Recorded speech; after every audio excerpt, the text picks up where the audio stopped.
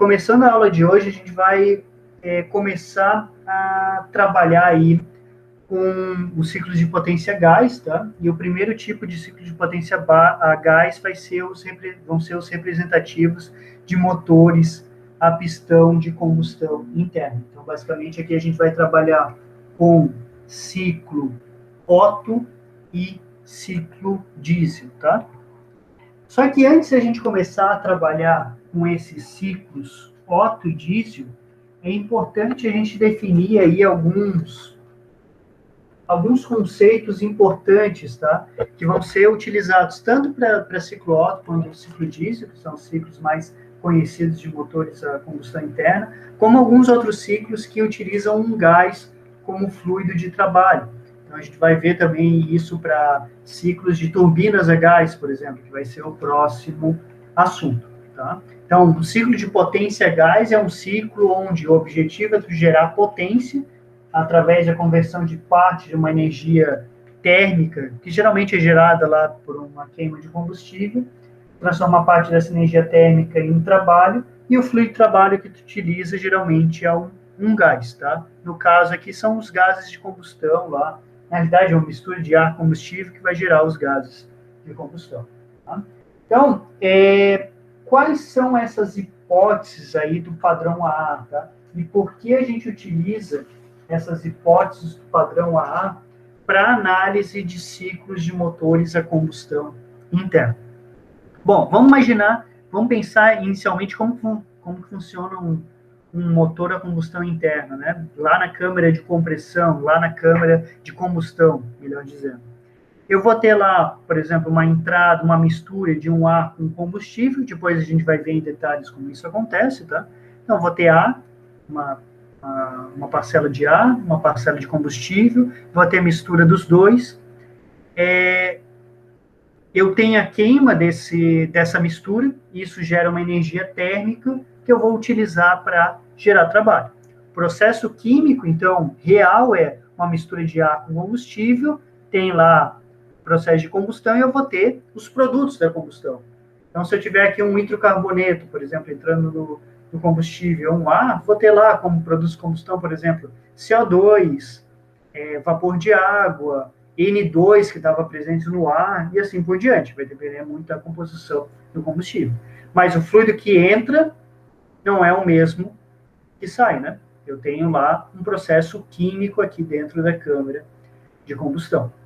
Só que isso já começa a dificultar a nossa análise se a gente quisesse fazer uma análise termodinâmica, por exemplo, em relação a esse processo. Porque eu não teria um fluido só de trabalho. Teria vários, né? Estaria entrando ar, estaria entrando um combustível, está saindo produtos de combustão. Então, teria uma mudança aqui do fluido de trabalho. Então, para a gente simplificar esse processo aí de fornecimento de calor que eu tenho durante a combustão, o que geralmente a gente utiliza é o que a gente chama de hipóteses do padrão A. Tá? Bom, qual que é a suposição que a gente vai fazer aqui? Em vez de a gente trabalhar com uma mistura de ar e combustível, gerando gás de combustão, a gente vai dizer que o nosso fluido de trabalho vai ser só o ar, tá? Então, o ar vai ser o fluido de trabalho que vai percorrer todos os processos aí do ciclo, tá? Ele vai circular ali ao longo de todo o ciclo, tá? E ele vai se comportar como se fosse um gás ideal. Por que a gente pode considerar o ar como o fluido de trabalho mais representativo dessa mistura que eu tenho de ar e combustível? Bom, quando a gente mistura o ar com combustível para ter o processo de combustão, se a gente for calcular a razão ar-combustível, ou seja, quantas partes de ar eu estou utilizando para cada parte de combustível, nós podemos observar que a maior parte dessa mistura vai ser ar. Tá? Então, vai depender um pouco de qual que é o combustível que a gente vai utilizar, mas eu sempre vou ter mais partes de ar do que combustível, tá? Então, por exemplo, tá? Se eu pegar lá gasolina, se a gente pegasse, por exemplo, gasolina. A razão ar combustível lá é próximo de 12, 12,5, alguma coisa próximo desse valor. Isso quer dizer o quê? Que eu tenho 12 partes de ar para cada parte de combustível. Tá? Se eu tiver lá, por exemplo, um motor diesel, também eu vou ter uma parcela muito maior de ar do que de combustível. Isso a gente vai ver um pouquinho mais para frente, como a gente faz um cálculo, tá? Pelo menos teórico, de qual, estequiométrico que a gente chama, de quantas partes de ar eu preciso ter para que cada parte de combustível. Isso vai depender muito da composição química do combustível, tá? Mas, de forma geral, a quantidade de ar que a gente vai ter nessa mistura é muito maior do que a parte de combustível. Tá? Então, por causa disso, a gente vai considerar o fluido de trabalho como sendo o ar atmosférico e vai considerar ele como um gás ideal. Além disso, todos os processos que a gente vai analisar aqui, a gente vai considerar que esse processo é reversível, um processo ideal. Tá? Então, a gente vai analisar aí os ciclos ideais. Tá? Durante um processo real de combustão, o que eu tenho aqui é um processo químico, né, de quebra de moléculas aqui, geração, criação de novas moléculas, e isso gera uma quantidade de calor, tá? Libera uma quantidade de calor. Em vez de a gente fazer análise química aqui, o que a gente vai fazer? A gente vai substituir esse processo de combustão real como se fosse um processo de fornecimento de calor.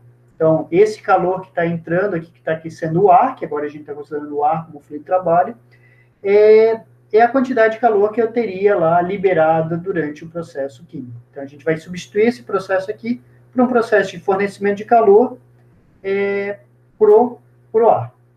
Tá?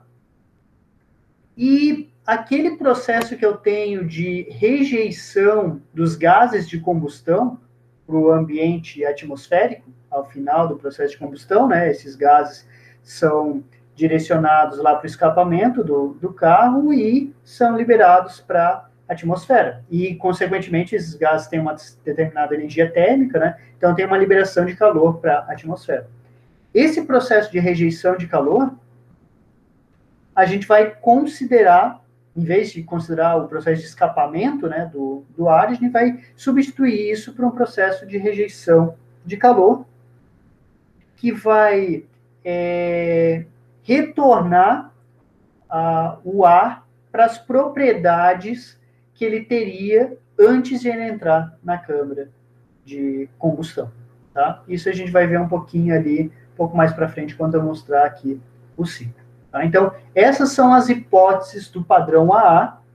Elas vão ser utilizadas bastante aqui nesses motores de combustão interna e também no nosso próximo assunto, que é de turbinas a gás. Tá? O principal ponto aqui a gente vai substituir o fluido de trabalho, em vez de trabalhar com misturas, a gente vai considerar o fluido de trabalho como sendo o ar atmosférico, considerando ele como um gás ideal. Tá? Bom, só para a gente ter uma ideia aí geral de motores alternativos, tá? Motores de combustão interna. Depois eu deixo disponível para vocês também até alguns vídeos aí para vocês visualizarem aí o funcionamento de um motor alternativo. Mas, basicamente, o coração lá do motor alternativo, quando a gente vê a parte térmica, né, é o conjunto pistão-cilindro. Então, eu vou ter lá válvulas de sucção e descarga, né? Então, válvulas de admissão e descarga, tá? Pode ter uma válvula de admissão e uma válvula de descarga, pode ter duas de admissão e duas de descarga.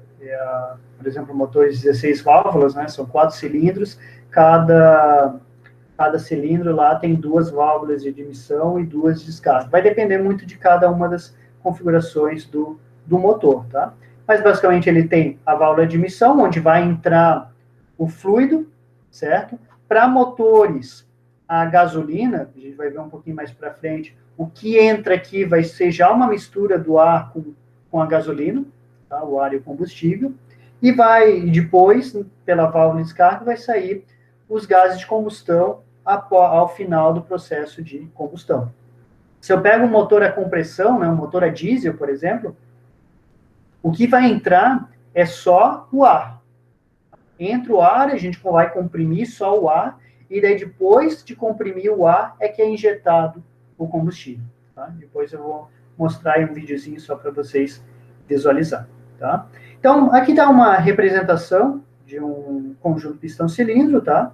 E aqui tem algumas nomenclaturas que são importantes da gente se acostumar, que a gente pode utilizar essas nomenclaturas aí para fazer algumas análises, tá? Então, se a gente pega aqui esse desenho esquemático, a gente vai ter lá o diâmetro do cilindro, que esse bore aqui é o diâmetro, tá? E esse stroke aqui é o curso do cilindro, tá? Então, bore é o diâmetro e o curso é o deslocamento que o cilindro faz desde o seu ponto morto inferior até o ponto morto superior. Então, aqui em cima eu tenho ponto morto superior, aqui embaixo eu tenho ponto morto inferior. Essas posições aqui onde estão pontilhados em vermelho representam os limites superior e inferior do pistão.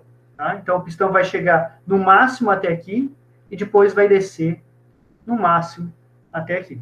Tá? Então, ele vai ficar nesse movimento alternativo entre essas duas linhas pontilhadas. Ele não chega aí até lá em cima, eu tenho que sempre ter um espaço aqui em cima para acomodação de válvulas, basicamente, tá? Para não ter perigo desse pistão bater nessas válvulas e entortar, por exemplo, elas, ou bater direto no cabeçote do motor aqui na parte superior do cilindro e começar a danificar tanto o cilindro, até mesmo o pistão, tá?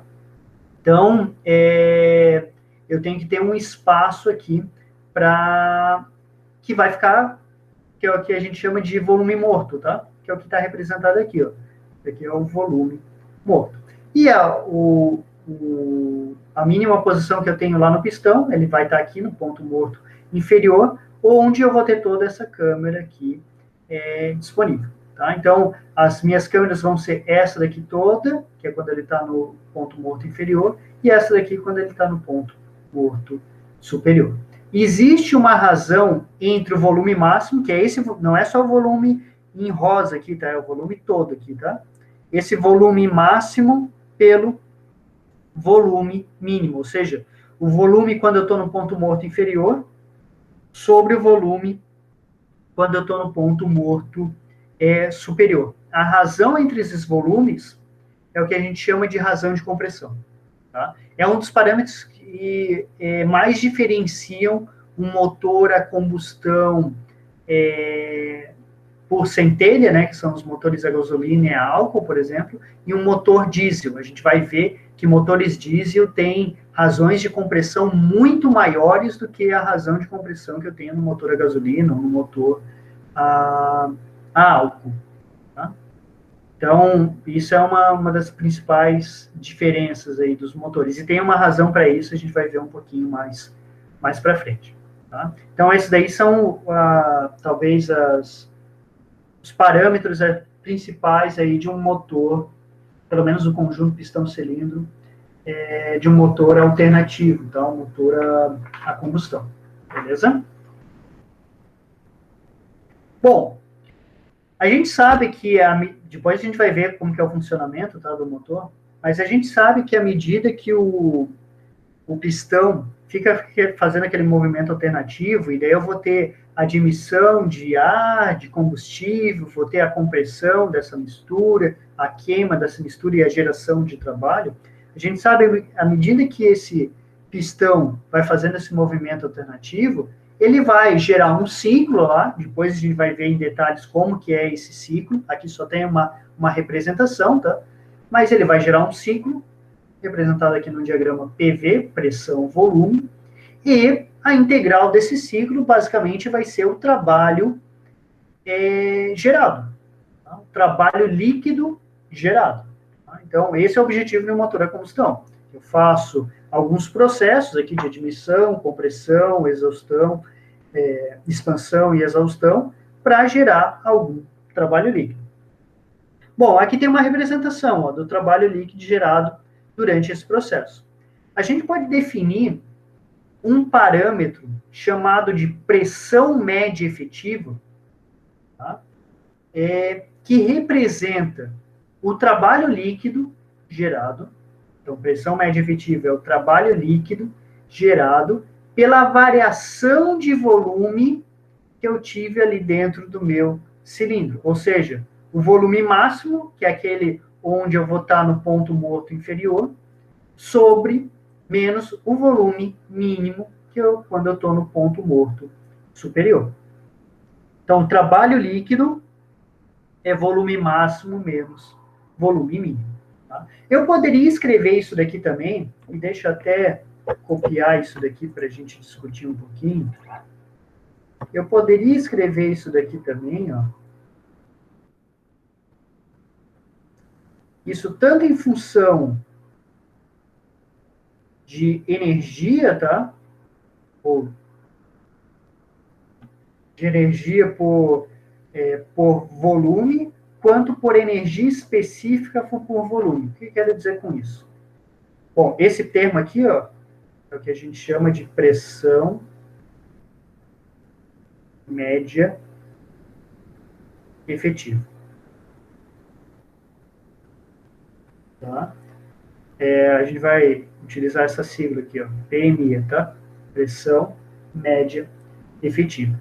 Ele pode ser calculado como sendo o trabalho. Qual que é a unidade de trabalho? Joule ou quilojoule, né? Então, vou deixar aqui, ó, quilojoule, pela variação de volume, que é o quê? Metro cúbico. Mas eu posso trabalhar aqui também de uma forma específica. Eu posso trabalhar com um trabalho específico, ou seja, trabalho por unidade de massa. Massa do quê? Massa do fluido de trabalho que eu tenho ali dentro da câmara de compressão. Então, seria quilojoule por quilograma, dividido pelo volume específico. O que é volume específico? Metros cúbicos por quilograma. Se a gente analisa aqui as unidades, né? Se eu pego isso dividido por isso, o quilograma vai sumir e vai ficar igual essa primeira parte. Então, são equivalentes, tá? Só que muitas vezes a gente vai fazer análises específicas, porque as propriedades geralmente são propriedades dos fluidos, né? Geralmente são apresentadas em unidades específicas. Tá? Então, é bem comum a gente trabalhar nesse formato aqui, em função do trabalho específico dividido pela variação do volume específico, máximo menos o mínimo, ou seja, quando eu estou lá no ponto morto inferior, menos quando eu estou no ponto morto superior. Esse daqui é ponto morto. Esse daqui é o ponto morto inferior, quando eu estou lá embaixo, né? E esse daqui é o ponto morto superior. Beleza? Ô, Gustavo. Oi. No numerador é trabalho específico, então. Isso. Aqui, se tu pegar aqui é trabalho específico. Aqui está trabalho, tá? Então, se tu pegar essa primeira parte, está trabalho sobre volume, quilojoule por metro cúbico. Mas é a mesma coisa que essa segunda parte aqui, que é trabalho específico, quilojoule por quilograma, sobre volume específico. Beleza. Beleza?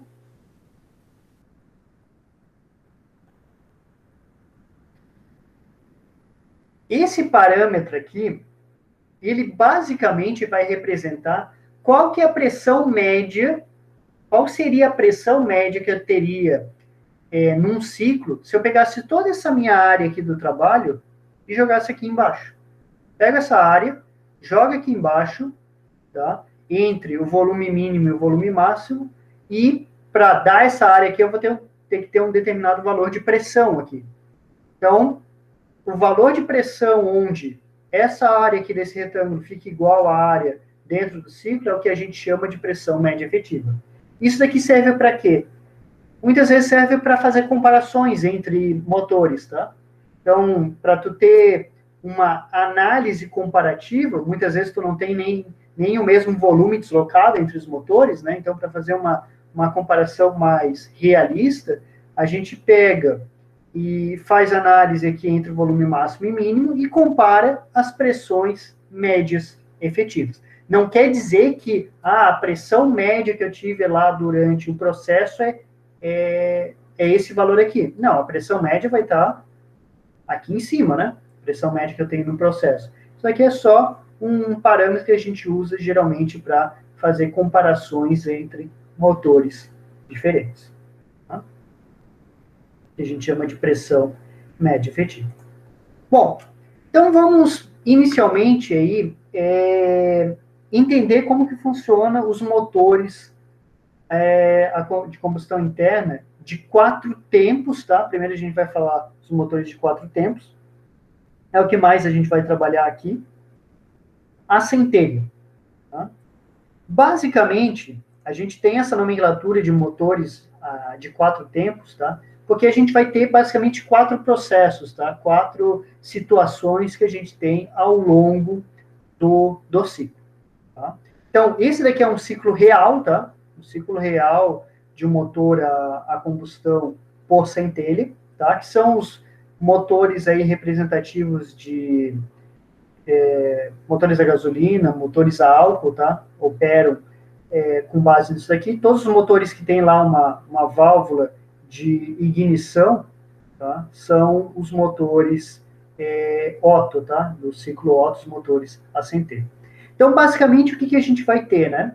A gente vai ter 4 processos, 4 tempos que vão se repetir continuamente, tá? Então, tanto faz em qual processo a gente vai começar aqui. Vamos começar pelo processo de compressão. Então, inicialmente, vamos dizer que eu tenho lá, estou lá no ponto morto inferior, o pistão está lá no ponto morto inferior, e aqui dentro do meu cilindro eu vou já estar preenchido com uma mistura de ar e combustível. Tá? Então, já tem uma mistura de ar e combustível, e esse pistão ele está subindo. As válvulas de admissão e descarga estão fechadas, então, à medida que eu vou vai subindo esse pistão, essa mistura vai sendo comprimida. É o que está mostrando aqui, ó. O volume está diminuindo, né? Eu estou subindo, está diminuindo o volume, e eu estou aumentando a pressão, porque as válvulas aqui estão fechadas. Vai aumentando a pressão, tem esse processo de compressão, a pressão aumenta e o volume diminui, até eu chegar quase lá no ponto morto superior. Essa mistura já vai bastante comprimida, tá? Vai estar uma pressão elevada, uma temperatura elevada. Quando eu chegar quase lá no ponto morto superior, essa válvula de ignição aqui vai soltar uma centelha. Quando eu comprimir essa mistura ar-combustível, o combustível já chegou numa temperatura acima da temperatura, chegou já perto da temperatura de ignição do combustível. Ainda não chegou na temperatura de ignição do combustível, mas já está mais próximo. Quando eu solto essa centelha aqui, eu tenho um aumento pontual ali, um aumento repentino da temperatura dessa mistura ar-combustível, a temperatura aumenta rapidamente e, consequentemente, eu tenho a queima do combustível, porque daí eu vou ultrapassar a temperatura de ignição do combustível. Então, é nesse momento que eu vou queimar o combustível. Quando eu queimo o combustível, isso gera uma energia térmica bastante elevada, que vai promover um aumento bem repentino da pressão, num deslocamento quase muito pequeno aqui do pistão, tá? O pistão vai ter deslocado muito pouco quando eu tive esse processo aí de combustão, tá? De queima do combustível. Então, vou ter um aumento bem repentino aí da pressão. Esse aumento da pressão, bem repentino, vai fazer uma força que vai querer jogar o pistão para baixo. E é isso que ele vai fazer. Então, esse segundo tempo aqui seria o tempo aí da combustão. Tá? Quando eu jogar o pistão para baixo, tá? Então, aqui o primeiro é o tempo da compressão, o segundo aqui é o tempo, a gente chama de tempo motor, tá? Ou tempo de expansão, que é o que vai jogar ele para baixo, tá? Então, eu tenho a expansão aqui, tá? Seria o meu segundo tempo. Vai jogar ele para baixo até ele chegar aqui embaixo. Eu vou ter uma queda de pressão, né? Porque eu estou expandindo esses gases de combustão, tá? Eu já gerei os gases de combustão. Vou ter a expansão desses gases. Depois, por inércia, por inércia não, pelo movimento dos outros pistões, depois eu vou mostrar um vídeo, são vários pistões trabalhando simultaneamente, então cada um vai fazer uma força no virabrequim em um tempo diferente, tá? Depois eu vou mostrar um vídeo que fica mais fácil de visualizar. Depois eu vou ter eu vou ter que retirar esses gases de combustão para conseguir colocar uma nova mistura a combustível. Então, o pistão vai subir. Nessa subida, a válvula de descarga aqui de exaustão abre. Então, vai subir, vai descarregar os gases de exaustão. E daí, depois, no final, o pistão vai descer novamente para eu ter uma nova admissão de uma mistura de ar e combustível. Então, basicamente, aqui, ó, eu vou ter esses 4 tempos aqui.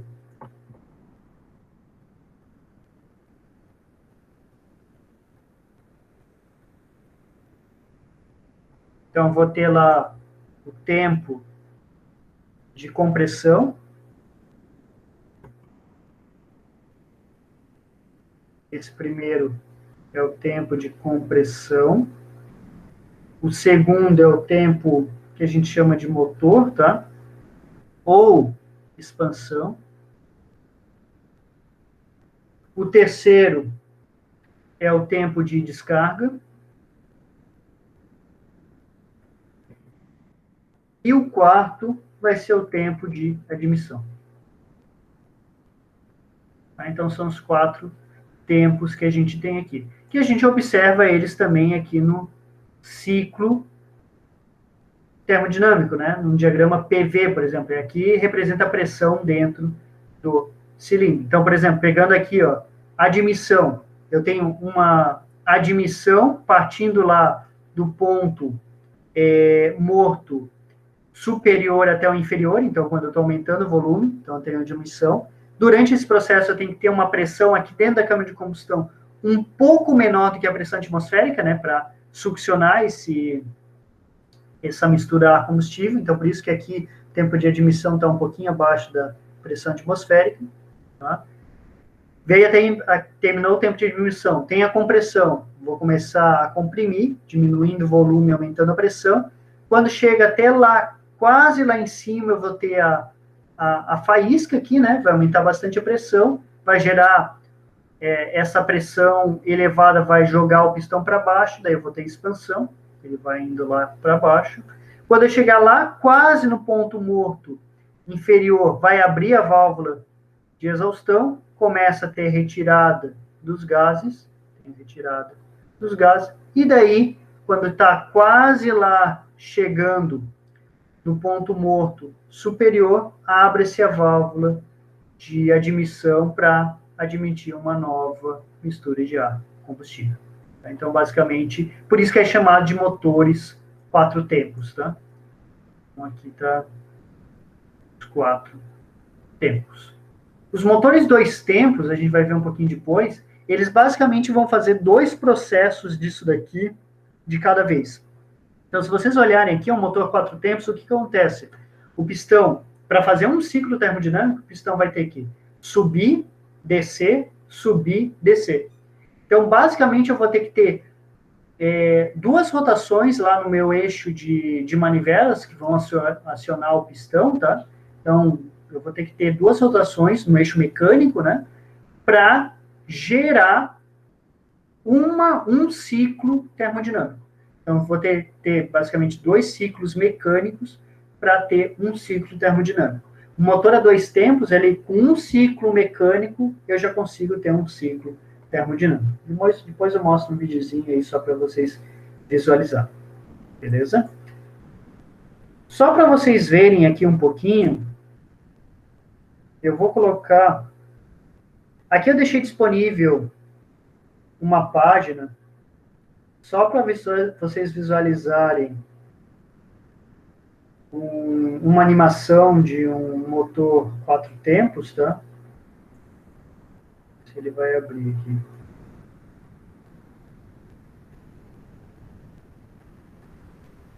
Então, aqui só tem uma animação de motor a 4 tempos. Vocês conseguem ver que tem a expansão, a exaustão, ó, a admissão, a compressão, daí explode, a expansão e daí depois o escape. Tá? Dá para ver a movimentação aqui das válvulas de admissão e de exaustão e também o momento onde eu tenho lá a faísca, né? Agora vai comprimir, solta a faísca, empurra para baixo, depois tem exaustão. Tá? Aqui, se vocês forem passando, né, ele vai comentando o que vai acontecendo em cada um dos processos. Tá? Isso daqui eu deixei ali como um link no material do AVA ali, tá? Na apresentação de slides, se vocês quiserem dar uma olhada. Vou deixar até aqui no chat, se alguém quiser abrir agora. E o outro que eu quero mostrar aqui, só para vocês visualizarem, é um videozinho aqui do YouTube. Deixa eu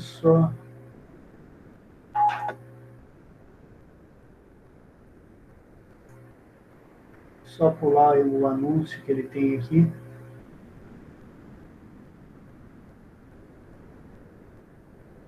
As propagandas, daí eu já coloco aqui para vocês.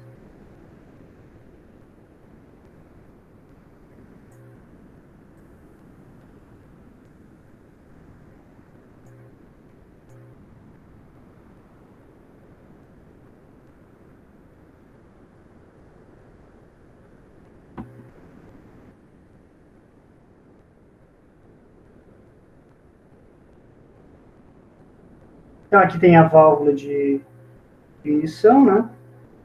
Onde vai sair a faísca para queima.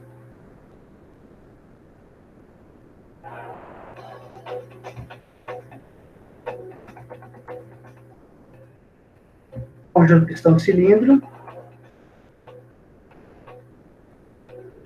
Ali está todo tá a biela aqui do pistão, né? Conectado no virabrequim.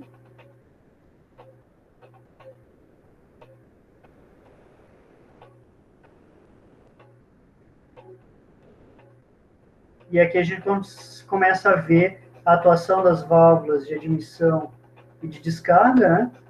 Os dutos aí de entrada e saída da mistura de combustível e da saída dos gases depois, né?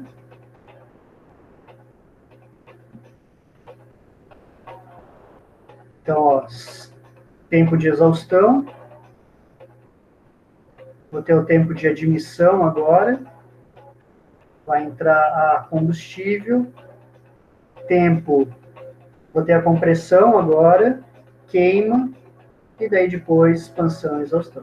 E daí a gente consegue observar, por exemplo, um motor de 4 cilindros, né?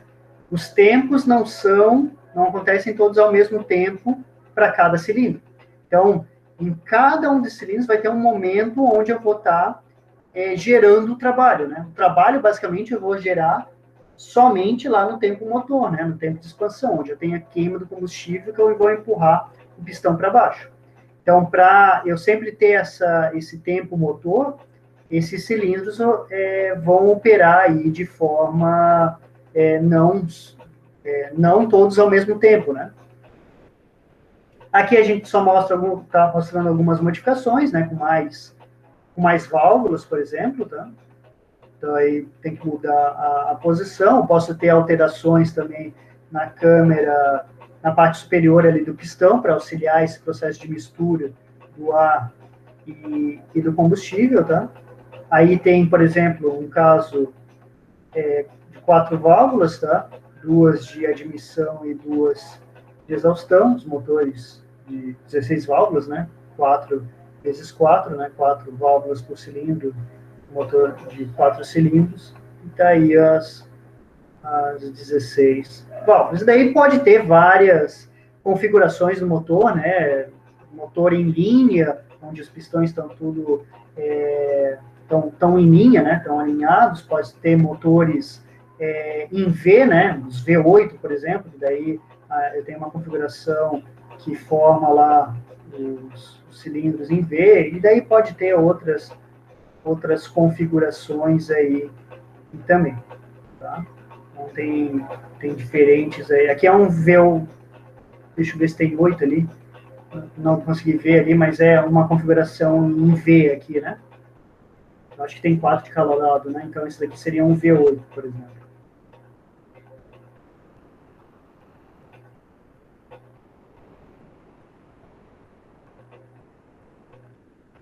Beleza?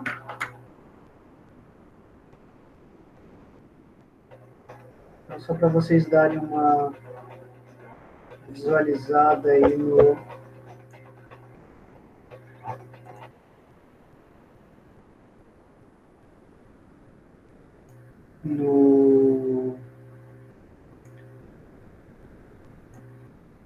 vídeo aí, tá? Eu vou deixar aqui também para vocês o link para vocês visualizarem. Beleza? Até aqui tudo bem, pessoal? Se tiverem dúvidas aí, só me chamar. É só para ter uma visão aí geral, tá, pessoal? Antes da gente começar a fazer alguns cálculos. Um motor...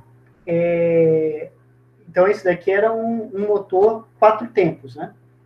Um motor 2 tempos, ele basicamente vai fazer 2 desses processos, 2 desses tempos, num só movimento, ou de subida ou de descida do pistão. Tá? Então, aqui vocês observem que, em vez de eu ter uma entrada de ar combustível aqui em cima, eu vou ter uma entrada de ar combustível aqui na parte de baixo. Então, enquanto eu estou fazendo, por exemplo, a admissão da mistura ar combustível aqui embaixo, eu estou tendo lá, vamos imaginar que esse pistão está subindo, tá? Eu vou ter lá a compressão do combustível que está aqui em cima. Só para vocês visualizarem isso, deixa eu mostrar aqui.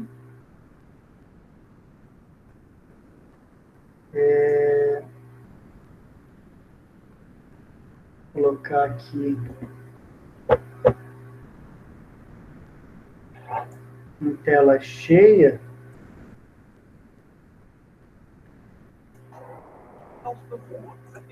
São utilizados em cortadores de grama, motosserras, aeromodelos, barcos, motos e uma série de outras coisas. O motivo pela qual eles são tão populares é porque possuem uma característica incrível. Pela potência que produzem, eles são muito leves. A chave para o projeto de um motor 2 tempos é o pistão, que atua como um pistão, um compressor e uma válvula de entrada e de saída. Se você observar um motor 2 tempos fazendo seus 2 ciclos, você pode ver exatamente o que está acontecendo. Vamos começar com a vela de ignição. Neste ponto, o pistão está no topo do ciclo. O cilindro está cheio de ar e a gasolina foi comprimida. Quando a vela de ignição dispara, ela acende a gasolina, o gás se transforma em chama e expande rapidamente, enviando o pistão para baixo com muita força. Vê essa área atrás do pistão? Ela é preenchida com ar e uma mistura de gasolina e óleo. Assim que o pistão se move para esta área, ele comprime a mistura. Quando o pistão chega na base do seu ciclo, abre uma janela. Aquela janela que permite ao gás de exaustão sair para o escapamento. Então, uma fração de segundos mais tarde, o pistão abre uma outra janela. Aquela janela que permite uma nova carga de ar e gasolina dentro do cilindro. Agora o pistão começa a se mover de volta em direção à vela de ignição, comprimindo a mistura de ar e gasolina de modo que a vela possa disparar novamente. Este ciclo se repete milhares de vezes por minuto. Você pode ver que o pistão está fazendo 3 coisas além de ser um pistão. Ele atua como uma válvula de entrada, uma válvula de saída e um compressor. Porque o pistão está fazendo uma série de coisas diferentes. Há poucas peças e isso torna o motor incrivelmente leve. Você também pode ver que a vela de ignição está fazendo várias coisas diferentes. Para cada rotação da árvore de manivela, que é 2 vezes mais frequente do que as velas de ignição de um motor 4 tempos, mas também tem o dobro de potência. A outra vantagem do motor dois tempos é que ele pode trabalhar em qualquer posição enquanto houver combustível fluindo para o carburador. O motor estará inteiramente feliz em trabalhar virado para cima ou para baixo. Então, só para queria mostrar ali a animação, tá, para vocês visualizarem que só pelo movimento aqui alternativo do pistão, eu vou ter momentos que eu vou estar comprimindo aqui, mas ao mesmo tempo eu vou ter já uma admissão de misturar combustível nessa parte inferior, que quando o pistão descer, já vai ser admitida novamente aqui no conjunto, tá? Então, esse vídeo aí também está disponível ali nos links. Vou deixar ele aqui também para vocês. Tá? Então, aí é uma animação de motor de dois tempos. Então, a grande diferença aqui, ó, que motor a 4 tempos, eu tenho que ter, para completar um ciclo termodinâmico, eu tenho que ter 2 rotações no meu sistema mecânico, no meu eixo mecânico, certo? Ali no virabrequim, por exemplo. Já no motor a 2 tempos, uma volta no virabrequim corresponde a um ciclo termodinâmico. Tá? Isso vai fazer bastante diferença nos nossos cálculos, tá? Desculpa, pessoal. Bom, vimos aí o ciclo real, né? O ciclo real de motor a gasolina. Como a gente vai modelar esse ciclo para a gente conseguir fazer alguns cálculos, tá? Então, a gente não vai conseguir representar esse ciclo aqui como um todo, tá? A gente vai simplificar ele de forma que nos permita conseguir trabalhar de forma facilmente aí com as relações de termodinâmica que a gente já viu lá na disciplina de termodinâmica, tá? Então, basicamente, o que a gente vai fazer aqui? A gente vai representar aquele ciclo ali, e daí para isso eu vou até copiar aqui para a gente fazer a comparação.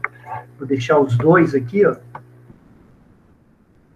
A gente vai representar o ciclo real como se fosse esse ciclo aqui, ó. Tá? Observem que está muito parecido, né, os dois ciclos, né? A gente não está contabilizando essa parte aqui de baixo, que é a exaustão e a admissão, tá? Porque o que a gente está mais interessado é nessa parte aqui, onde geralmente a gente vai ter lá a potência, né? O trabalho sendo gerado. Essa área aqui que a gente está mais interessado.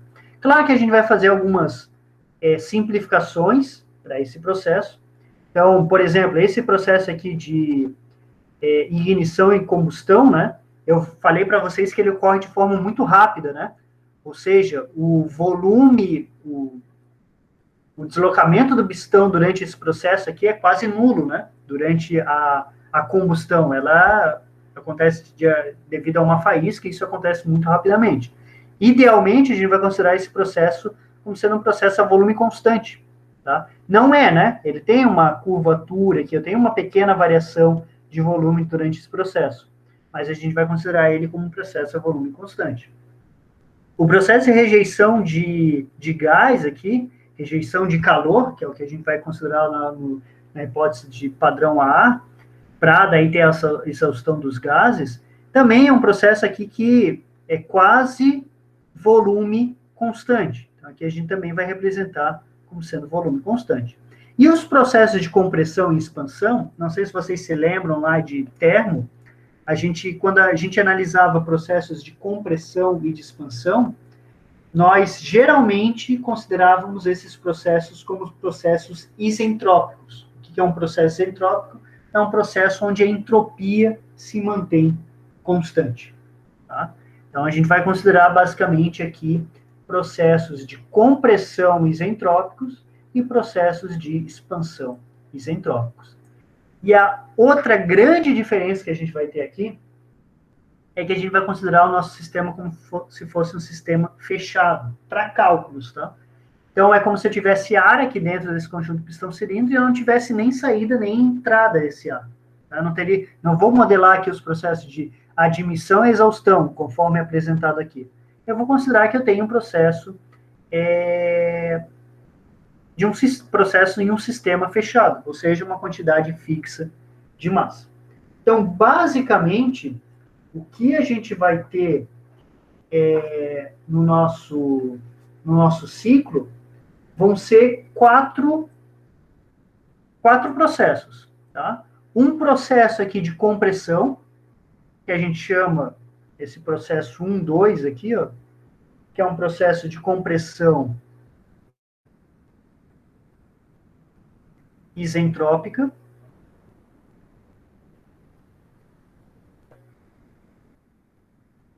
Nós vamos ter depois um processo 2, 3,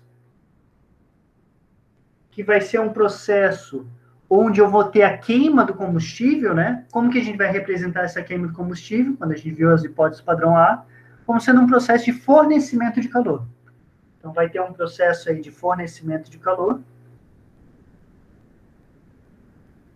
Fornecimento de calor. Mas nós vamos considerar que esse processo de fornecimento de calor vai acontecer a volume constante. Então, eu vou até deixar aqui, ó. Processo a volume constante. Tá? Então, o volume aqui a gente vai considerar constante. Idealizações que a gente está fazendo. Tá? Então, utilizando lá as hipóteses do padrão A para fazer análise. Então, o fluido de trabalho aqui vai ser A, né? No motor a combustão não é A na realidade, né?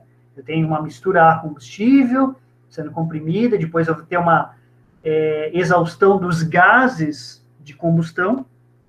Aqui a gente está trabalhando só com A, tá? Isso daqui é um ciclo Otto ideal. Beleza, depois eu vou ter o quê? Vou ter a expansão. Então, processo 3, 4 vai ser um processo de expansão. Também aqui a gente considera um processo de expansão isentrópico.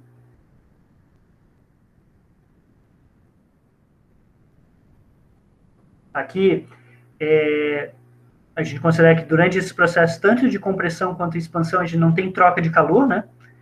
Então, se eu não tenho troca de calor, é um processo adiabático, e é um processo reversível, lá em termo a gente viu, processos adiabáticos e reversíveis são isentrópicos. Então, é o que a gente vai ter aqui, uma expansão isentrópica. E, por fim, eu vou ter que representar o processo de liberação de calor.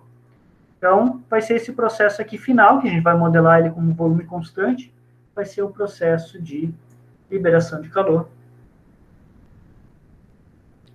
4 até 1, né? Para fechar o ciclo. Então, tenho lá a rejeição de calor. Também acontecendo a volume constante. Beleza? E fecha o ciclo. E aqui a gente continua com 4 processos, tá? É como se a gente tivesse os 4 tempos, mas isso daqui é um ciclo Otto ideal, tá? 4 processos reversíveis, a gente vai ter isso daqui. Beleza? Até aqui tudo bem, pessoal? Se a gente quiser saber o trabalho gerado durante o processo, a gente teria que fazer o quê? Calcular essa área no interior desse diagrama PV, porque o que a gente tem aqui? A gente tem um sistema fechado, né? Se a gente lembrar lá de termodinâmica, num sistema fechado, o trabalho é integral de PDV, né? Então, eu tenho que calcular essa área no interior desse diagrama. Beleza?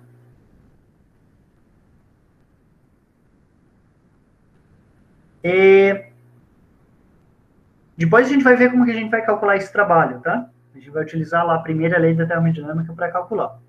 Mas nós vimos anteriormente que o trabalho líquido, só voltar aqui, deixa eu até colocar aqui, ó. O trabalho líquido era o quê? É a pressão média efetiva vezes a variação de volume, né? Se a gente isolar aqui o trabalho líquido nessa equação, ó, o trabalho líquido é a pressão média efetiva vezes a variação de volume. É o que está escrito aqui, ó. Trabalho líquido é a pressão média efetiva vezes a variação de volume. Beleza. A gente pode utilizar essa definição aqui para verificar qual que é a potência do motor de 4 tempos. A potência, basicamente, vai ser o quê? O trabalho líquido E aqui é o trabalho líquido de um cilindro, tá? A gente está vendo aqui a variação do volume de um cilindro, tá? Então, é o trabalho líquido de um cilindro, vezes o número de cilindros, tá? Então, aqui a gente tem trabalho líquido vezes o número de cilindros. Então, se eu tenho um motor com 2 cilindros, um motor de 4 cilindros, um motor de 8 cilindros, de 6 cilindros, eu vou multiplicar aqui, tá? Estamos considerando que todos os cilindros têm a mesma cilindrada, tá? Então, é o trabalho líquido de um cilindro vezes o número de cilindros. Isso vai ser trabalho. Se eu quiser saber potência, eu tenho que dividir pelo tempo, né? Bom, a conversão aqui para o tempo, a gente pega o RPM, né? Que é rotações por minuto. Quer dizer que eu faço a quantidade de rotações para cada minuto. Para saber rotações por segundo, só divido por 60. Então, tem aqui, ó, trabalho sobre o tempo. Alguém sabe me dizer por que eu tenho esse 1/2 aqui? Quem tem alguma ideia? Eu tenho que pegar tudo isso e multiplicar por 1/2 para achar a potência? É porque precisa de 2 ciclos para fazer o ciclo completo? Aliás, um ciclo mecânico para um ciclo termodinâmico completo. É isso mesmo. Para eu conseguir completar o ciclo termodinâmico, eu tenho que ter 2 rotações no meu eixo, né? A gente viu ali, ó, o pistão tem que subir, descer, subir de novo e descer. É o que a gente viu aqui, ó. Deixa eu só voltar aqui. Ó, ele sobe e desce.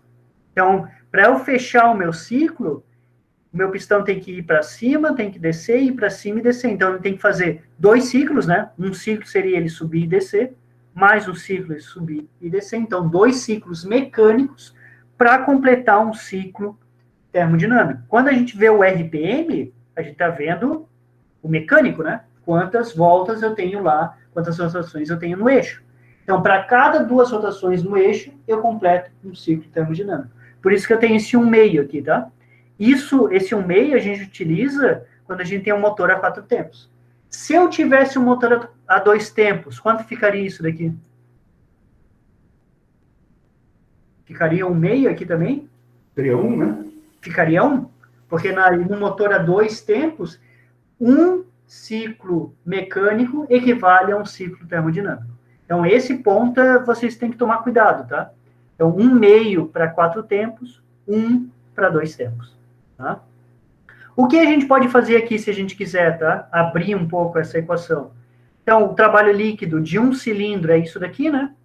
A gente poderia escrever assim, ó. 1 sobre 120, o que é 120 aqui? 60 vezes 2, né? 1 sobre 120, número de cilindros, pressão média efetiva, volume máximo menos volume mínimo. Aqui eu só esqueci de tirar aqui os 60, pessoal, desculpa. Eu coloquei o 120 ali, eu não tirei o 60 aqui. Isso daqui. É 1 sobre 120, número de cilindros, pressão média efetiva, variação de volume vezes o RPM. Tá? Isso daqui vai ser 1 sobre 120. Se eu quiser avaliar qual que é o volume deslocado total do meu motor, eu poderia pegar o volume deslocado por um cilindro vezes o número de cilindros. Por exemplo, se eu pego lá um motor 2.0, o que quer dizer um motor 2.0? Que o volume deslocado por esse motor é de 2 litros. Então, se eu tenho um motor 2.0 com 4 cilindros, cada cilindro vai deslocar 500 ml em cada ciclo. Tá? Então, esse volume deslocado seria lá o 2.0, 1.0, 1.6 e assim por diante. Tá? Então, isso daí é o volume deslocado do meu motor. Tá? Então, seria 1 sobre 120, o volume deslocado, que é o número de cilindros, vezes o volume deslocado para cada cilindro, né? Pressão média efetiva vezes RP. Tá? Uma forma aí de escrever de como a gente poderia calcular a potência do motor. Se eu tiver um motor a 2 tempos, aí aqui ficaria 1 sobre 60, né? Porque esse termo aqui ficaria meio. Beleza? Bom, Como a gente poderia calcular esse trabalho líquido aqui, ou a pressão média efetiva, que é definida com base no trabalho líquido, né? A gente vai ter que analisar primeiro a lei da termodinâmica em sistema fechado, né? Que é o que a gente está simplificando o problema para um problema de energia, né? Primeira lei da termodinâmica, eu tenho calor entrando, calor saindo e trabalho sendo gerado, então é um problema aí de conservação da energia, num sistema fechado, né? Eu não tenho nem entrada nem saída de massa nessa simplificação que a gente fez aqui no sistema. Então é isso que a gente vai analisar. Só para vocês visualizarem aqui, ó, aqui eu tenho um diagrama pressão, volume no motor, no ciclo Otto, tá? E eu tenho também o diagrama temperatura e entropia no ciclo Otto, tá? É a mesma coisa. Oi. Então, voltando um pouquinho lá no período direito, o que é o PME? O PME é a pressão média efetiva. Certo, obrigado. Tá? É esse parâmetro aqui, ó, que a gente viu anteriormente. Já entendi. Beleza? Beleza, obrigado.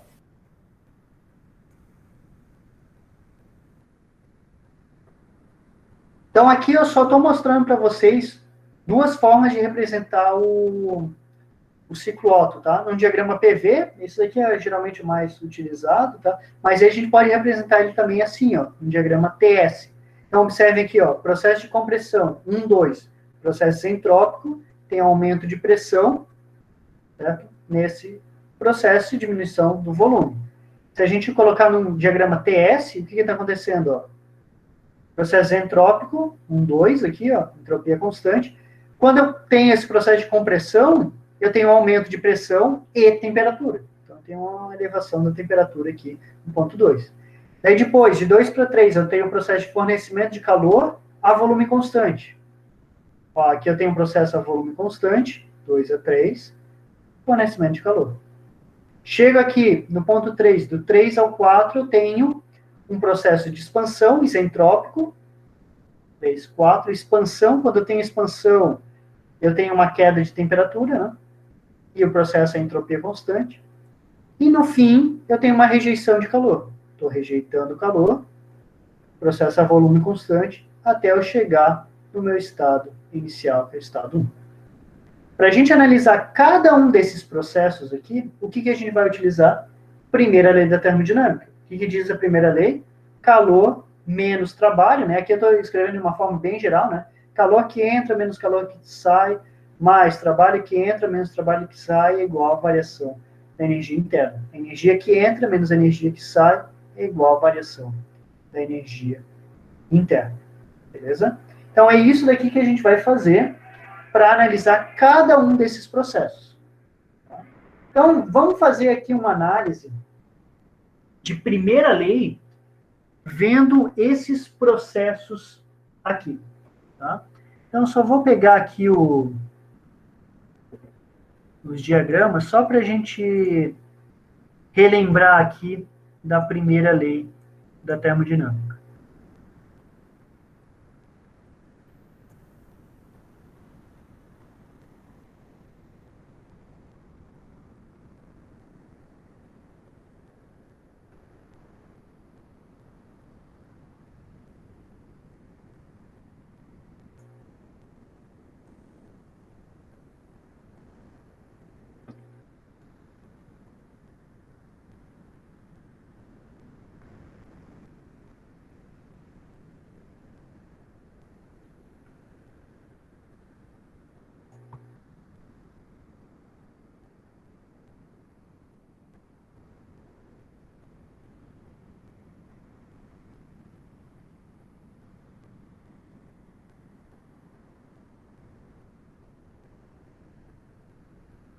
Então, tem aqui os dois ciclos, né? Na realidade, é o mesmo ciclo, representado em dois diagramas.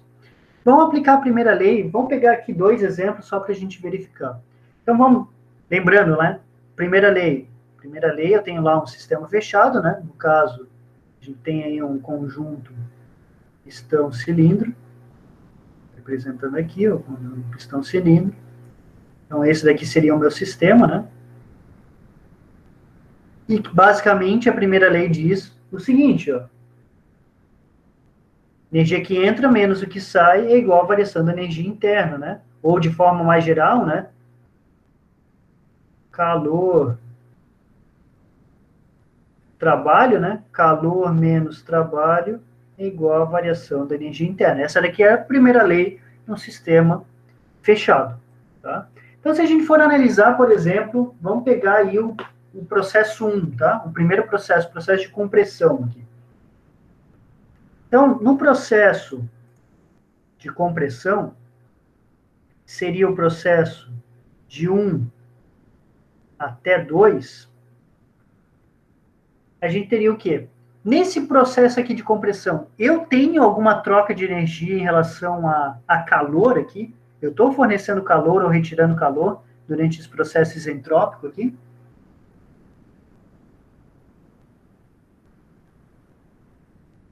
O que vocês acham, pessoal? Esse processo isentrópico de compressão envolve fornecimento de calor ou retirada de calor?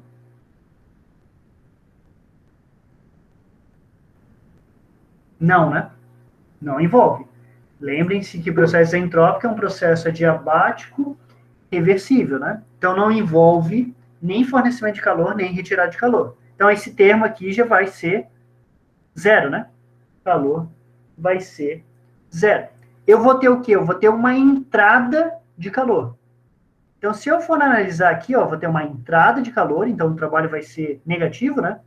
Trabalho positivo é o que sai, trabalho negativo é o que entra, se eu utilizar essa convenção de sinais aqui que a gente utilizava lá na primeira lei da termodinâmica, a gente pode escrever o seguinte, ó, que o trabalho que está entrando, né? Eu estou comprimindo, estou fornecendo o trabalho para o sistema, o trabalho está entrando. O trabalho que está entrando, né, que eu estou fornecendo, vai ser a variação de energia interna. Energia interna final menos inicial. Isso daqui seria, por exemplo, no processo 1, 2. Trabalho fornecido do ciclo ali é o 2 menos 1. Vamos pegar aí o processo análogo. Seria do 3, 4 aqui. Vou deixar até aqui no lado. 3, 4. No processo 3, 4, que é de expansão, eu também não tenho troca de calor. Só que agora eu vou ter expansão, né? Está saindo o trabalho. Então, o trabalho que está saindo vai ser o quê? Trabalho que está saindo. Se está saindo, ele é positivo, né? Então, o calor vai ser zero, vai ficar menos o trabalho que está saindo, é igual à variação da energia interna, que é o 4 menos o 3. Então, o trabalho que está saindo é o 3 menos o 4. Beleza? Já vimos os trabalhos aí. Ó. O trabalho que está entrando, o trabalho que está saindo. Vamos ver agora os processos de fornecimento de calor. Dá para fazer uma análise aqui com base também em física, né? Eu tenho um processo de compressão. Aonde que eu vou ter mais energia? No ponto 1 ou no ponto 2? No ponto 2, né? Estou fornecendo energia para o fluido. Então, o 2 menos 1. No processo de expansão, eu estou gerando trabalho. Eu tenho o ponto 3 e o ponto 4. Onde eu tenho mais energia? No ponto 3, né? Porque parte dessa energia eu estou utilizando para gerar o trabalho. Então, o trabalho de saída vai ser o 3 menos o 4. Esse é maior do que esse. Vamos ver o calor, tá? Com isso daqui, ó, por exemplo, a gente já consegue calcular o trabalho líquido. Né? O trabalho líquido vai ser o quê? O trabalho que sai, né? Que é o que eu estou querendo, menos o trabalho que entra. Então, vai ser o 3 menos o 4, menos o 2 menos 1. Tá? Então, só posso escrever assim, né? O trabalho líquido é o 3 menos o 4 menos o 2 mais o 1. Tá? Só joguei esse sinal de menos aqui para dentro. Então, já para fazer aquele cálculo que a gente viu antes, né? Se eu quiser calcular aqui, ó, trabalho líquido, eu preciso saber de que informações? A energia interna em cada um dos pontos ali. Tá? Energia interna total, que a gente está falando. Né? Beleza. Isso a gente fez analisando aqui os processos de compressão e expansão. Posso fazer a mesma coisa para os processos de fornecimento de calor. Então, aonde que eu tenho o primeiro processo de fornecimento de calor?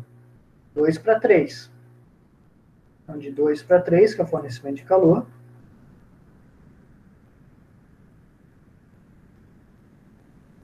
A gente sabe que o calor que vai ser fornecido vai aumentar a energia interna do sistema, né? Observe, durante esse processo aqui, ó, de 2 para 3, eu estou gerando algum trabalho? O que vocês acham? De 2 até 3, eu tenho alguma geração de trabalho ou consumo de trabalho? Não, né? Eu não vou ter. Lembrem-se, um sistema fechado trabalha igual a integral de PDV. Se eu não tenho variação do volume, eu não tenho trabalho. Tá? Então, aqui eu não tenho variação de volume, é volume constante. Isso mesmo. Então, se eu tenho volume constante, trabalho vai ser zero, tanto nesse processo aqui de fornecimento de calor, quanto no processo de rejeição de calor. Então, quando a gente for fazer a primeira lei aqui, ó, esse termo vai ser zero.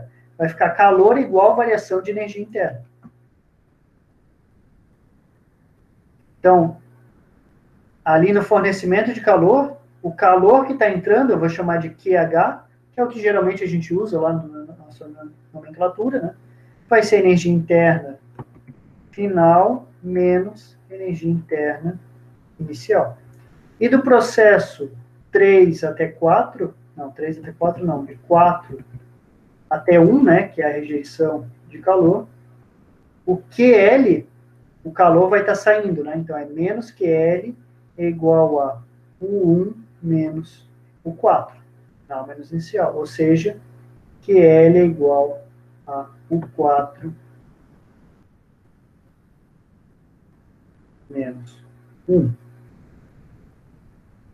Então, aqui é a primeira lei aplicada em um sistema fechado nesses processos.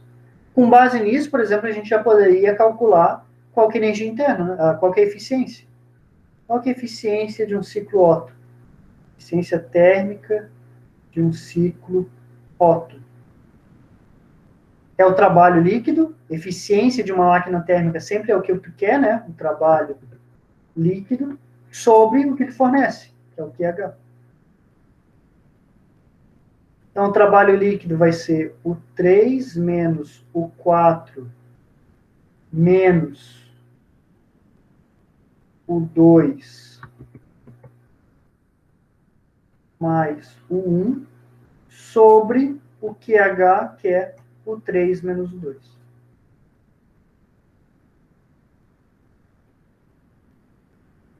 Beleza? Então, é só em função da energia interna. Aqui eu escrevi energia interna total, né? Que é aquela em joule ou quilojoule. Mas observem aqui que eu poderia trabalhar com energia interna específica, né? Nada me impede de trabalhar com energia interna específica. O que é energia interna específica? É pegar essa parte de cima, dividir pela massa, a massa que tem dentro do pistão, e isso daqui dividir pela massa. Então, eu posso escrever também eficiência, fazer todos os meus cálculos com base na energia interna específica. O 3 menos o 4 menos o 2 mais 1, dividido por o 3 menos o 2. Por que o específico às vezes é adequado? Porque o específico é o que a gente utiliza nas tabelas, né? Então, às vezes a gente pode usar tabelas aí, ou fazer alguns cálculos que geralmente a gente faz só com as propriedades específicas. Até aqui tudo bem, pessoal?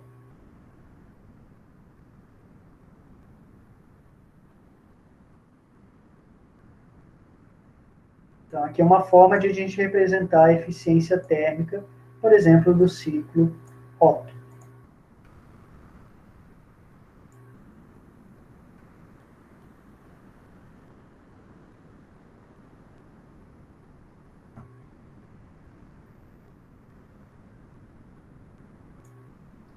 Beleza. Vamos pegar essa equação e vamos fazer uma análise aqui, ó.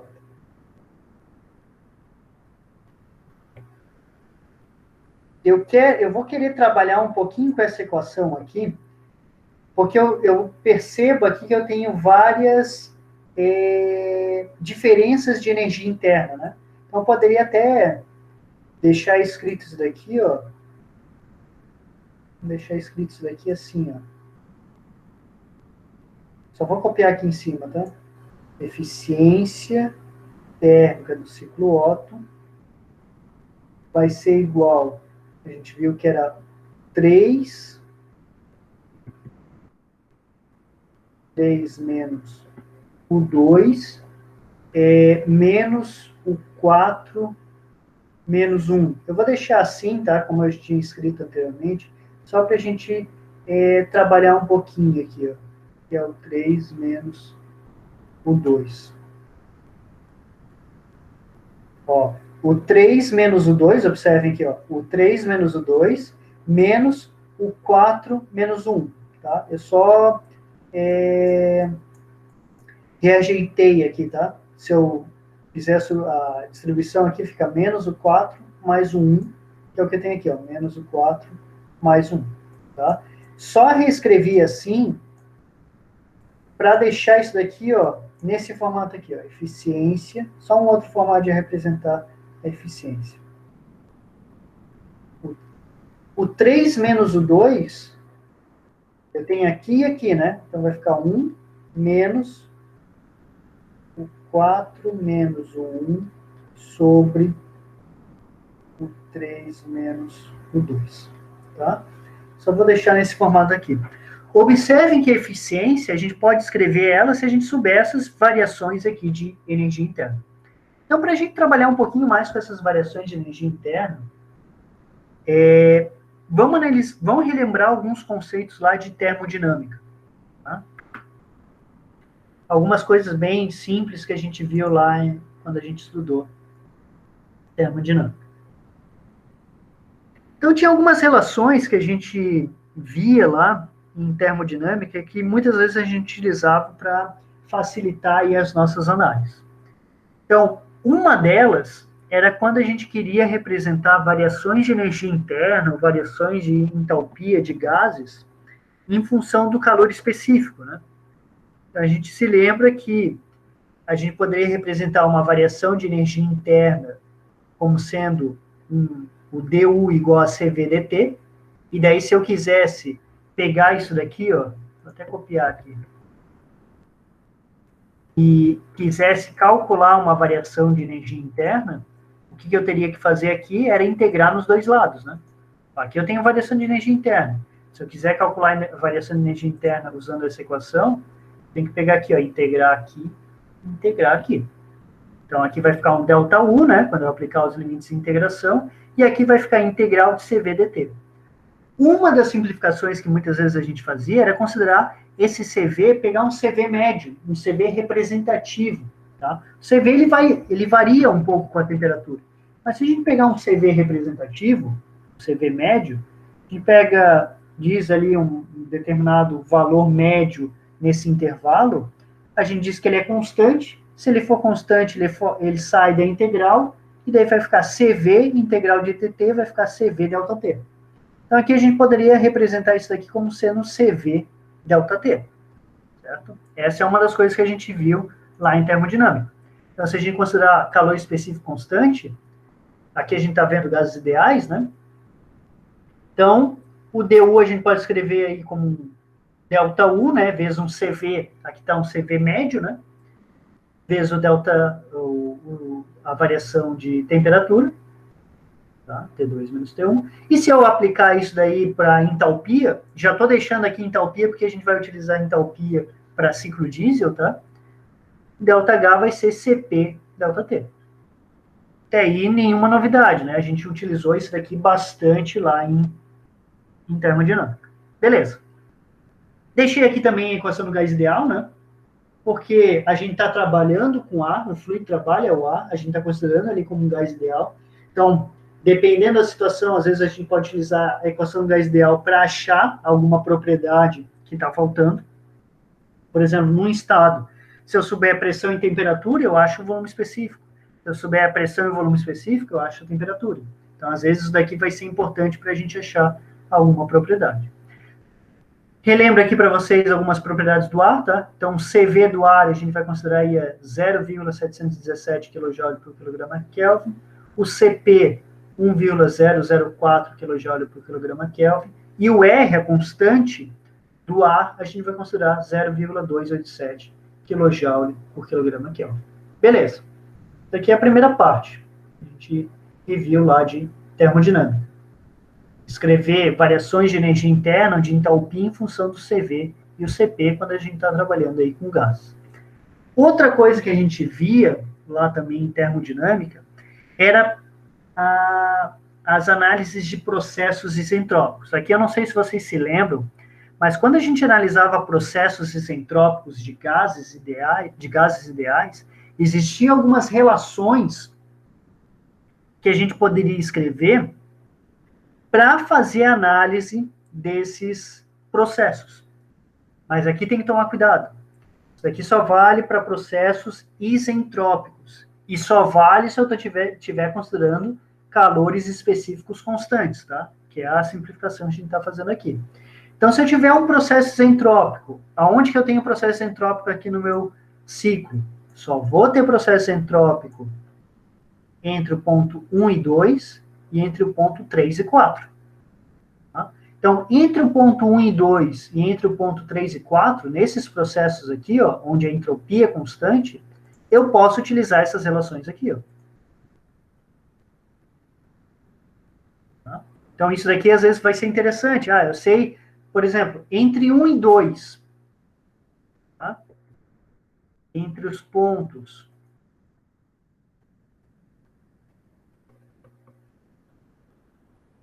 entre os pontos 1 e 2 aqui. Se eu souber o volume 1 e o volume 2, e eu souber, por exemplo, a temperatura 1, eu acho a temperatura 2. Porque, ó, se eu sei dois volumes, V1 e V2, e se é a temperatura 1, eu uso essa relação para achar a temperatura 2. Tá? Então, para processos entrópicos, eu posso utilizar qualquer uma dessas relações aqui. O que é o K? O K é a constante dos calores específicos. O K representa o CP sobre o CV, tá? Ou seja, 1,004 sobre 0,717. Se vocês fizerem esse cálculo, 1,004 dividido por 0,717, vocês vão achar um valor de 1,4. Não sei se vocês se lembram, a gente fez algumas análises lá em termo, utilizando o ar como fluido de trabalho, o K do ar era 1,4. Tá? O K nada mais é do que o CP sobre o CV. Certo?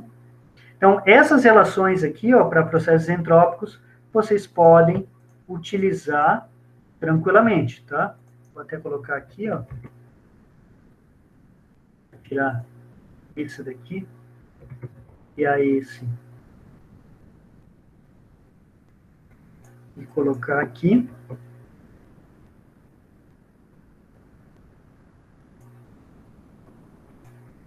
Aqui em cima a gente vai ver, né, que o ΔU vai ser um CV médio aqui vezes um ΔT, né? E aqui essas relações a gente pode utilizar se eu tiver processos entrópicos. Tá? Se eu estiver considerando CP e CV constantes, tá? Eu posso utilizar isso daqui. Tá? Esse K, que é a constante dos gases, né? É o CP sobre o CV. Se eu estiver trabalhando com ar, o K é igual a 1,4. Beleza? Então, eu quis colocar isso daqui.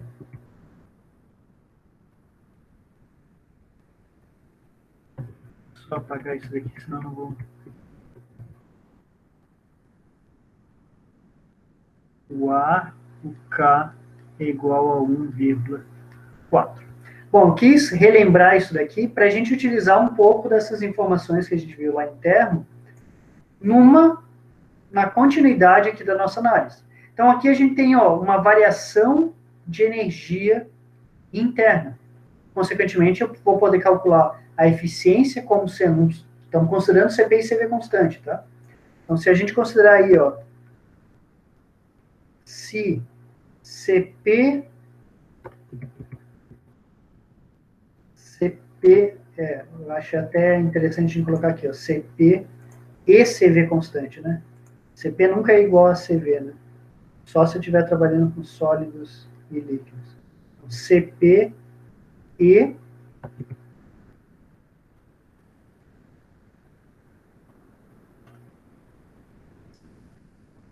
CP e CV constante, né? Se eu tiver uma situação onde CP e CV forem constantes,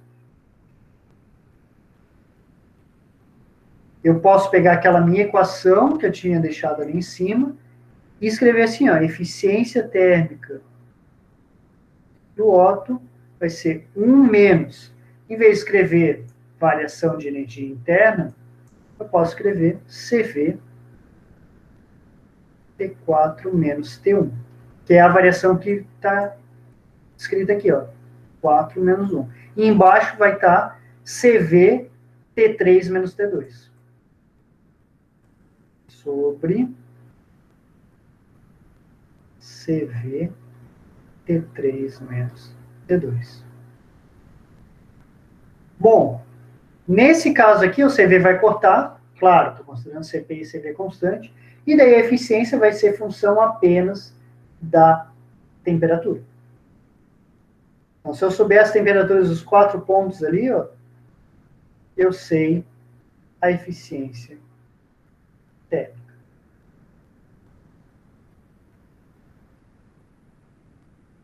Beleza? Bom, a gente pode trabalhar um pouco com essa equação. Tá? Eu vou trabalhar um pouquinho aqui só para vocês visualizarem, tá? Aonde que eu quero chegar. Não vou deduzir ela inteira, mas só para vocês terem uma ideia. Por exemplo, se eu pego essa equação aqui, concorda que eu poderia escrever algo assim, Eficiência do ciclo Otto é 1 menos. Vou pegar isso daqui e multiplicar por T1. T4 sobre T1 menos T1 sobre T1. Posso fazer isso, né? Peguei a parte de cima, vou agora fazer a parte de baixo aqui. T2. T3 sobre T2 menos T2 sobre T2. Posso fazer isso daqui, pessoal? Estou mudando alguma coisa daqui para cá? Não, né? Estou pegando T1 dividido por T1. T2 dividido por T2. Só uma manipulação matemática, não alterei em nada.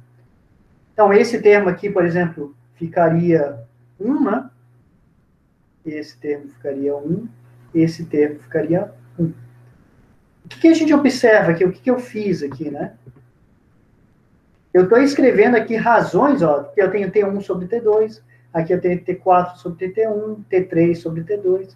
Então, tem aqui razões de temperatura.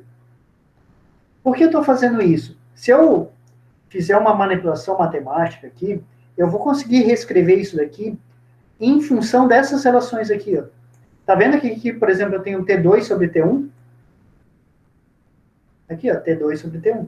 Então, eu posso começar a trabalhar um pouco com essas equações para, por exemplo, representar uma razão de temperaturas lá no processo entrópico como sendo uma razão entre volume específico.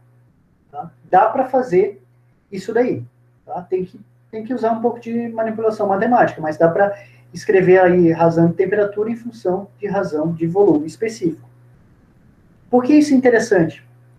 Porque a razão de volume específico, a gente viu anteriormente, até nos slides, a razão do volume específico, entre os volumes, né? O que é o volume 2 sobre o volume 1, né? O volume 1 sobre o volume 2 é o volume máximo sobre o volume mínimo. que é volume máximo sobre o volume mínimo? É a razão de compressão. Então, se eu utilizar um pouco de manipulação matemática, eu consigo reescrever essa equação aqui, tá? Em função da razão de compressão. Tá? Se a gente fizer isso, a gente vai chegar numa equação nesse formato aqui.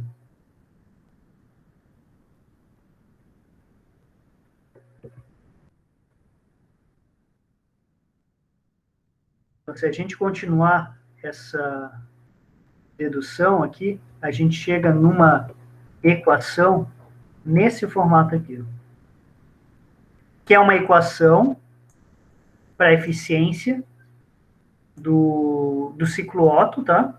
Em função apenas do quê? Do R, que é a razão de compressão,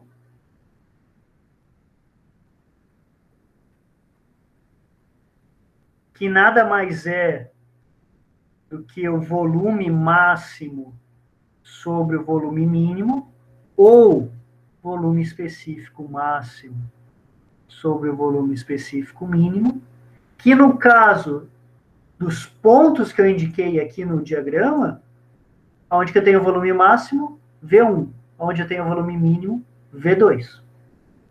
Isso daqui nada mais seria do que o V1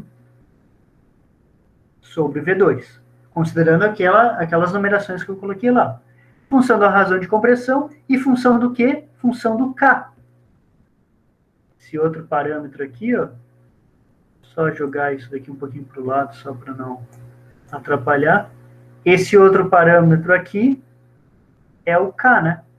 E o K é igual a 1,4, isso se eu estiver trabalhando com ar. Tá? Então, a eficiência térmica do ciclo Otto poderia calcular assim. Só tomem cuidado aqui, tá? Isso daqui vale quando? A gente fez algumas simplificações para utilizar essa equação aqui. Então, isso daqui só vale, primeiro, se eu estiver trabalhando com CP e CV constante, né? Eu tenho que afirmar que essa simplificação aqui está sendo respeitada. Tá? Aí depois também a gente tem que considerar que a gente está trabalhando até ao contrário aqui. Essa daqui vamos deixar embaixo. Um CP e CV constante, e a outra a gente está trabalhando aí com gases ideais, né?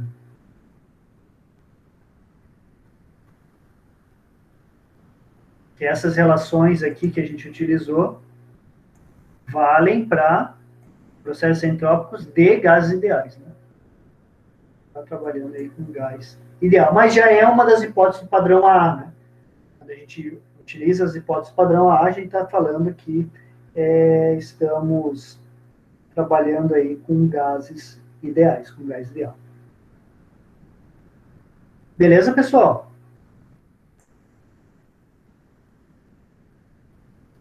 Até aqui tudo bem? Então, a gente vai fazer o seguinte, ó. Aqui está uma demonstração de como que a eficiência térmica do ciclo Otto varia com a razão de compressão, ó. Então, à medida que aumenta a razão de compressão, está aumentando a eficiência térmica, mas a partir de um aumento de razão aqui, observe que a eficiência não aumenta mais tanto, né? Então, por isso que não vou ter razões de compressão tão elevadas para cá, tá? Geralmente, os motores a gasolina, eles ficam nessa faixa aqui, ó, de razão de compressão, tá? Então, algo aí entre 8 até 11, mais ou menos. Tá? Geralmente, fica mais ou menos nessa faixa. O que a gente vai fazer na próxima aula? Se vocês quiserem começar, vocês podem começar, tá? Mas o que a gente vai fazer na próxima aula? A gente vai pegar tudo isso que a gente viu na aula de hoje, tá? Essa parte teórica, e vai aplicar em exercícios. Tá? A gente vai ver aí como utilizando essas relações aqui de primeira lei da termodinâmica, a gente pode avaliar, por exemplo, qual que é a pressão e a temperatura no final de cada um desses processos que eu tenho no ciclo, calcular a eficiência térmica do ciclo. A gente poderia calcular a eficiência térmica direto com a equação, né? Mas a gente pode calcular em função da definição, é o que a gente vai fazer, e depois calcular a pressão média efetiva do ciclo. Esse é um problema. O outro, a gente vai achar qual que é a temperatura máxima, qual que é a energia introduzida no processo de combustão, qual que é a eficiência térmica, qual que é a potência do motor, que aqui ele já vai mostrar algumas informações de volume deslocado por cada cilindro, rotação. A gente vai fazer isso daqui, tá? Então, na próxima aula a gente vai resolver esses exercícios aqui, tá? Para daí a gente comentar qual que é a diferença entre um ciclo Otto e um ciclo diesel, tá? Basicamente vai ser o processo de combustão, que vai ser diferente. Vou mostrar um videozinho para vocês verem, para a gente também fazer exercício aí relacionado ao ciclo diesel, tá? Então, na próxima aula, provavelmente a gente vai utilizar para resolver esses probleminhas aqui, tá? Aplicação aí dos conceitos da aula de hoje, beleza?